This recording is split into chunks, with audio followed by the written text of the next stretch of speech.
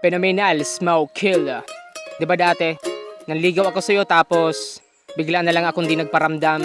Sorry kasi maraming gumugulo sa isip ko nun eh. Kung alam mo lang. Ako nga yung manliligaw mo na biglang nawala. Dahil nga mahina ang loob kaya yun nagawa. Di ko sinasabi to para sa'yo'y magmakaawa. Nais kong itama ang mga mali mo na akala na ako'y naiinip sa aking paghihintay. Nahihiya kasi ako at sinong di pa bibigay. Nanliliit pa sa sarili kaya sa pag-ibig ay paano susugal ako'y walang ang maibibigay. Sa iyo kapag gagala ikaw nga nagyayaya. Pag nasa mamahalin na nakainan pag nangapat tila barya lang sa iyo. Pag nagbabayad ka na nga di na umasa pang sa panliligaw may mapapala.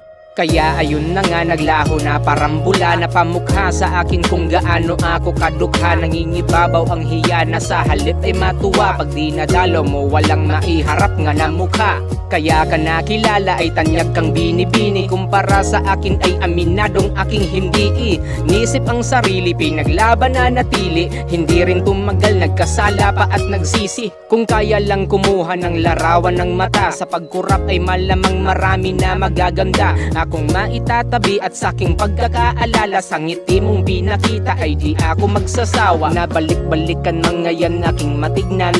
Di ba minsan nabigyan ng regalo'y nabilhan. Mura lang itatanong mo mang magkano iyan. May kamahalan ngayon sa akin ngunit ang pagbigyan mong makapasok sa buhay mo ang tulad kong binata. Pagkakataon ngang umakyat ng ligaw ang bintana. Sa tuktok man ng gusali nagkusa kang bumaba. Sa atensyon naging timawa ang puso ko'y tumaba. Naging malapit na tayo't mas naakit na ibigan ka palalo. Hindi mapigil ang aking pag-isipan na ito'y mauuwi na sa pag-iibigan. Umasang pag nagtitigan ay pag-ibig sabihin yan. At ibig ko ring sabihin ang ibig sabihin ng mga kinikilos ko dati sa'yo mabibigyang diin na rin kung bakit ba ako'y di na kumikibo. Di nagpaalam at hindi pinaalam na nabigo. Di rin sa nagtatampo ang nasa isip pagdududa sa kaibigan mong matalig na sa'kin mas may itsura. Maraming nagaganap na mga pagsasadula sa buhay mo'y huli nang dumating meron nang nauna.